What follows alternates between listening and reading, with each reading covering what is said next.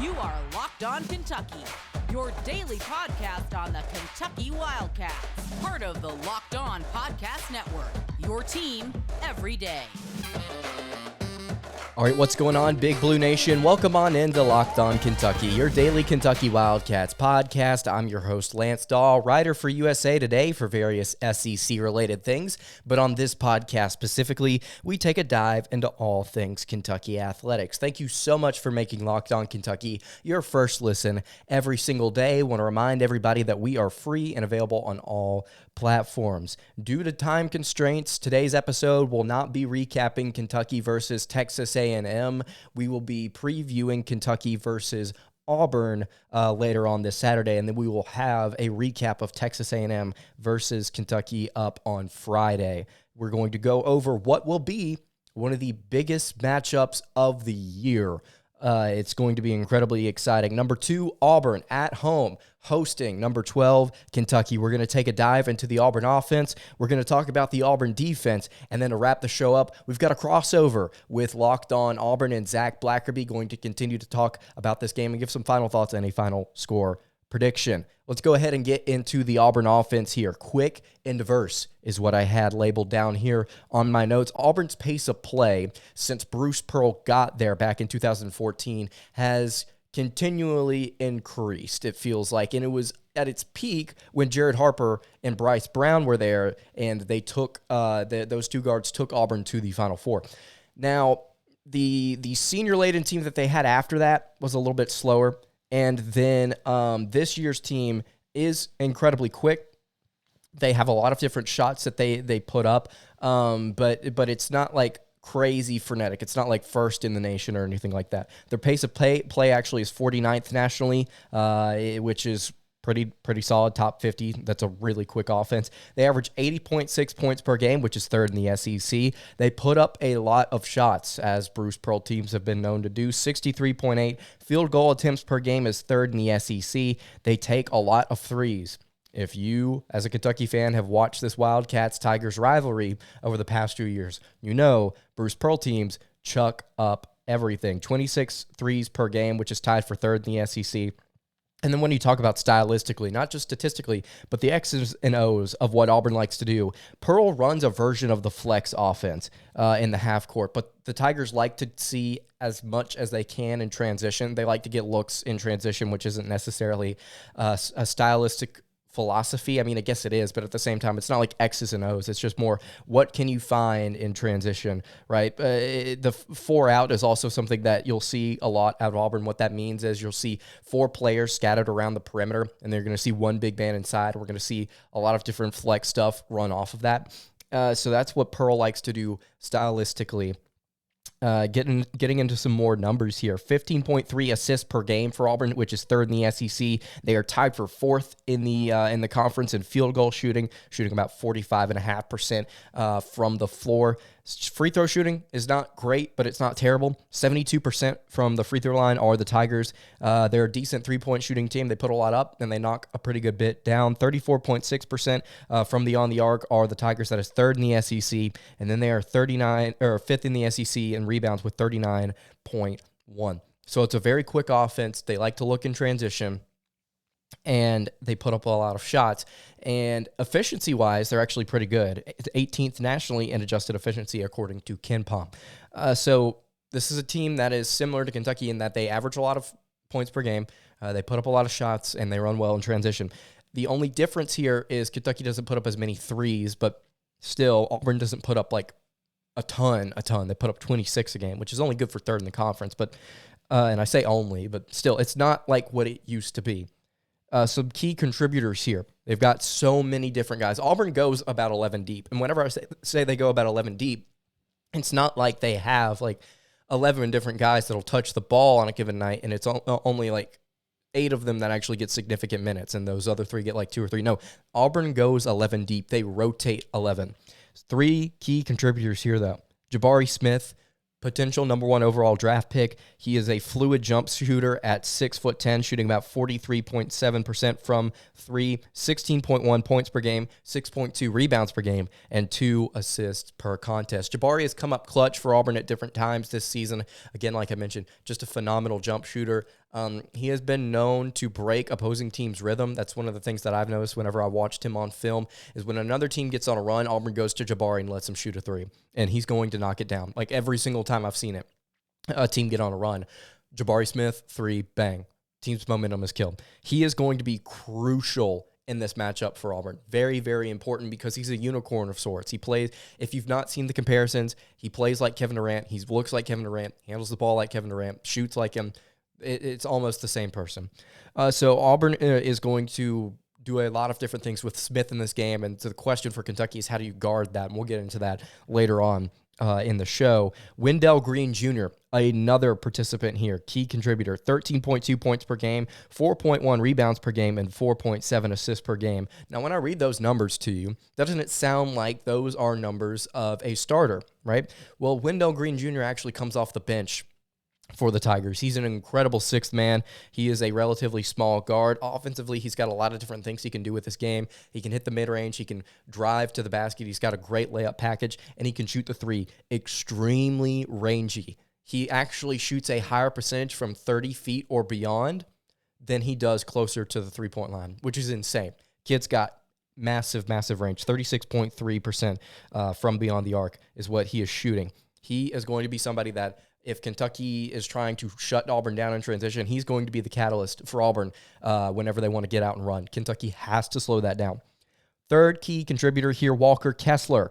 10 points per game, 7.5 rebounds per game, and about 1 assist per contest. Walker Kessler is Auburn's big man. He transferred in from North Carolina, former five-star, did not get a lot of playing time with the Tar Heels, decided he wanted to come play for Bruce Pearl and the Auburn Tigers. Second nationally in blocks per game with 4.2. He is going to be used a lot in pick-and-roll situations with Wendell Green. That is something that Kentucky is going to have to stop in this game. A lot of lobs that Auburn's going to throw in this contest. Kessler earned a triple-double against LSU, a team that Kentucky could not beat. Kessler had, I believe, 16 points, 11 blocks, and 10 rebounds, something crazy like that. He is going to be incredibly valuable. So those three guys there, Jabari Smith, Wendell Green Jr., and Walker Kessler are going to be huge for the Tigers in this game. We're going to talk about the defense here in just a second, but before we do that, I want to tell you guys about our friends at NetSuite. All right, guys, this is it. The putt to win the tournament. If you sink it, the championship is yours. But on your backswing, your hat falls over your eyes. Is this how you're running your business? Poor visibility because you're still relying on spreadsheets and outdated finance software? To see the full picture, you need to upgrade to NetSuite by Oracle. NetSuite is the #1 cloud financial system to power your growth with visibility and control over your financials, inventory, HR, planning, budgeting, and more. NetSuite is everything you need to grow, all in one place. With NetSuite, you can automate your processes and close your books in no time while staying well ahead of your competition. Over 28,000 businesses already use NetSuite. For the new year, NetSuite has a new financing program for those ready to upgrade at netsuite.com/locked. Head to netsuite.com/locked for this special one-of-a-kind financing offer on the #1 financial system for growing businesses. Again, that's netsuite.com/locked. All right, continuing along here on the Thursday edition of Locked On Kentucky. Again, really sorry that we were not able to do a recap of Kentucky versus Texas A&M due to other things going on with work and time constraints. I'm just simply not able to record a recap considering the game is so late. The Auburn defense here, efficient. That's what I put down on my notes. Just simply efficient. 65.9 points allowed per game is 98th nationally. Now, that's above average. That's relatively above average. So that's a solid metric right there, but that is not what really impresses me about this team, is that the fact that they hold teams to under 66. No, it's the efficiency for the Tigers. 8th nationally in defensive efficiency, according to Kim Palm. That is what stands out to me. And I'll get to in a second what this team does really, really well and why I think that efficiency is so high. They are 4th in the SEC in steals per game with 9.7, 1st in the country in blocks per game with 8.3, first nationally, not in the SEC, first nationally in blocks per game. They also average about 18.4 fouls per game, which is 290th nationally. So incredibly aggressive is what this unit is, but they're efficient. The reason that this team is so efficient is because of their athleticism. At least that's what I believe. Whenever you watch Auburn this season and they've gotten into close situations, St. Louis, LSU, Ole Miss, different times where they've had to battle back, UConn, a game that they eventually lost, South Florida early on in the year. What they had at their disposal was athleticism that they utilized on the defensive end to eventually wear down opponents. So early on, teams may be shooting a good clip in the first half against you, but Auburn will adjust. That's the problem. Auburn adjusts. And they will destroy you eventually closer towards the end of the game with the fact that they're just physically able to carry on unlike you. They're going to continue to hound you. They're going to continue to block your shots. They're going to try and put you on the free throw line, see if you can make your free throws. This Kentucky team doesn't do a great job of getting to the free throw line, so I'm curious to see what the contrast looks like in this game. I'm sure there will be free throws taken from the Wildcats. This will be a very interesting game to watch, specifically on the defensive end. Can Auburn shut Kentucky down in the second half? That's the question. If Auburn wears all these other opponents down as the game progresses, can they do the same to Kentucky, who just scored 107 points against the second-best team in the nation defensive efficiency-wise? At least they were at the time. Tennessee was. Zep Jasper, Walker Kessler, and Katie Johnson are the three guys I'm looking at on defense. Zep Jasper and Katie Johnson are transfer guards. Katie is from Georgia. Zep Jasper is from the College of Charleston. Both of them get a couple of steals per game. Both of them, while they may not be incredibly lengthy or tall, they are very physically intense. They will put a lot of pressure on you. And then Walker Kessler, like I mentioned, is second nationally in blocks per game. So the Auburn Tigers do a couple of different presences on defense, not just inside, but also on the perimeter, that can frustrate Kentucky. And we are going to get into some of the matchups here in just a little bit. We're going to talk about, how does Kentucky handle Jabari Smith? How does Kentucky handle these two guards? How does Kentucky handle the pressure in this game? But I want to say, before we get into the crossover episode with Zac Blackerby, I said this about the Texas A&M matchup, saying that while A&M's defense may be good, it's not something that Kentucky hasn't seen before. I think Auburn is an exception. I think Auburn is an exception because I don't think Kentucky has seen this type of athleticism since they played LSU. And Kentucky lost that game, and it was on the road. How does Kentucky survive in this environment? How are they able to continue to play well in transition when Auburn is wearing you down emotionally and physically? I think it's something that you have to ask. Now, I think Kentucky's going to win this game, and we're going to get to that final score prediction in a second, but it is going to be a very tall task for Kentucky to go out there and assert themselves, especially late in this game. Because, again, it's on the road, and, again, it's a physically dominating opponent. LSU was the only other opponent that Kentucky's played this season, and I think has that sort of athleticism. You could say what you want about Duke. By the way, Duke just lost to Florida State in overtime.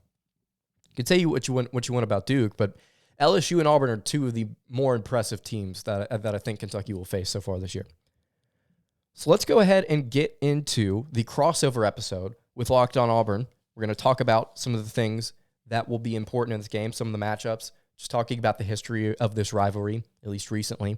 Before we do that, though, I want to tell you guys about our friends at BetOnline. BetOnline has you covered this holiday season with more props, odds, and lines than ever before as football continues its march through the pro football playoffs. BetOnline remains your number one spot for all the sports action this season. Head to the website or use your mobile device to sign up today and receive your 50% welcome bonus on your first deposit. Just use our promo code LOCKEDON to receive your bonus. From basketball, football, NHL, boxing, and UFC, right to your favorite Vegas casino games, don't wait to take advantage of all the amazing offers available for the 2022 season. BetOnline is the fastest and easiest way to bet on all of your favorite sports.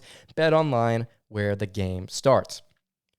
All right, so we're going to go ahead and get into it. Auburn, Kentucky, we got a crossover episode with Zac Blackerby, at least a little bit of a segment here before we head out. Had some interesting things to say about the Tigers, kind of went back and forth. I gave my final score prediction. Here is Zac Blackerby of Locked On Auburn.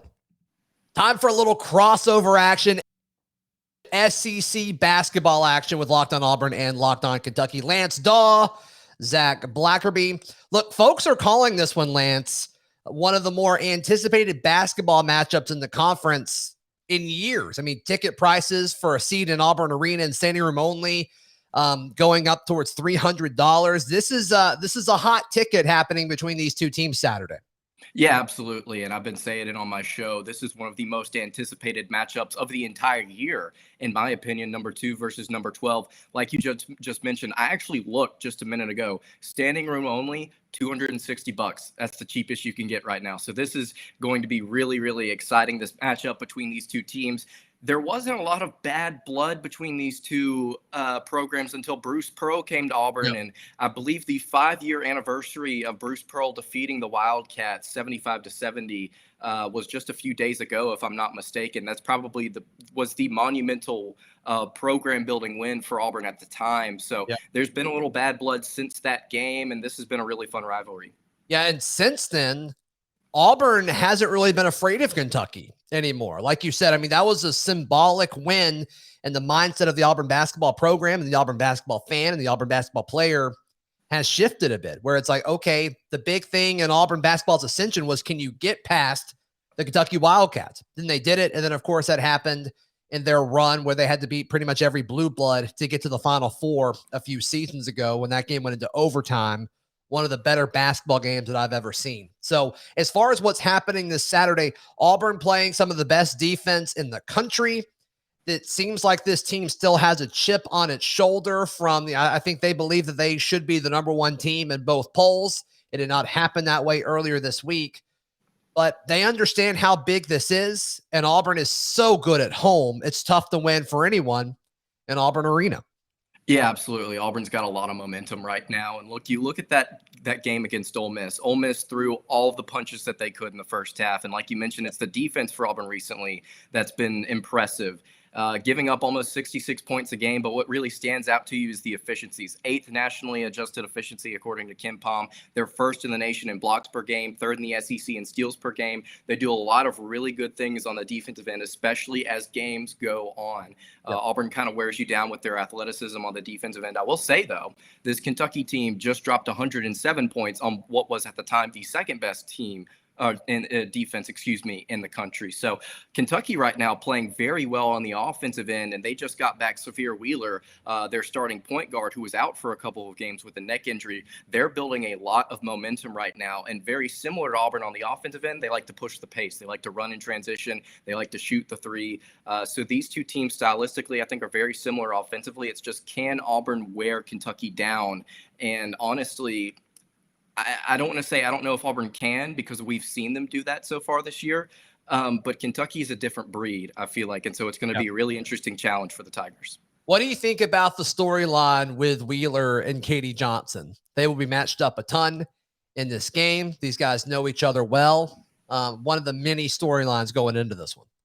Well, I definitely think that Katie is going to enjoy every second of it. I mean, we've seen him just go out of control at different points this season. I've seen pictures of Katie playing for Auburn, and it's literally like you can just see him screaming and floating in the air. It's just like he's an emotional player. There's no question about it.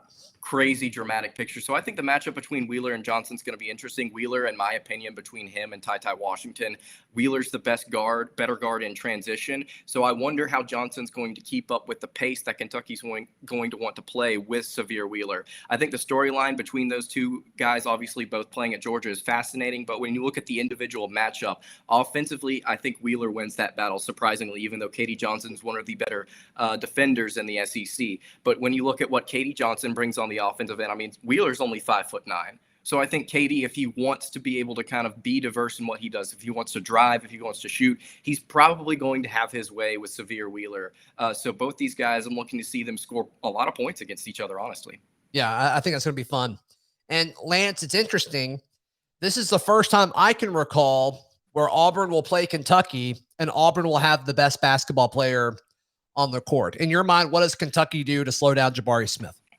Well, I think that Kentucky so far this year, they've done a really good job of shutting down star players. I can only think of one or two instances where they've not been able to do that. I think Kentucky is going to have to ask Keon Brooks and Jacob Toppin and Oscar Sheboy, those three different guys, to guard Jabari Smith at different levels of the defense. I think you're going to see Keon Brooks on Jabari Smith for the majority of this game if he's working on the perimeter. I think you're going to see either Toppin or Sheboy switch whenever Jabari wants to work inside. So I think it's a combination of those three guys that you're going to see against Jabari. And look, he's an incredibly talented player, a great jump shooter, shooting almost 44% from three right now. He's going to be incredibly difficult to stop. But I think what Kentucky is going to try and do is switch and apply pressure at different levels of the defense to see if they can get the ball out of his hands and get into somebody else's.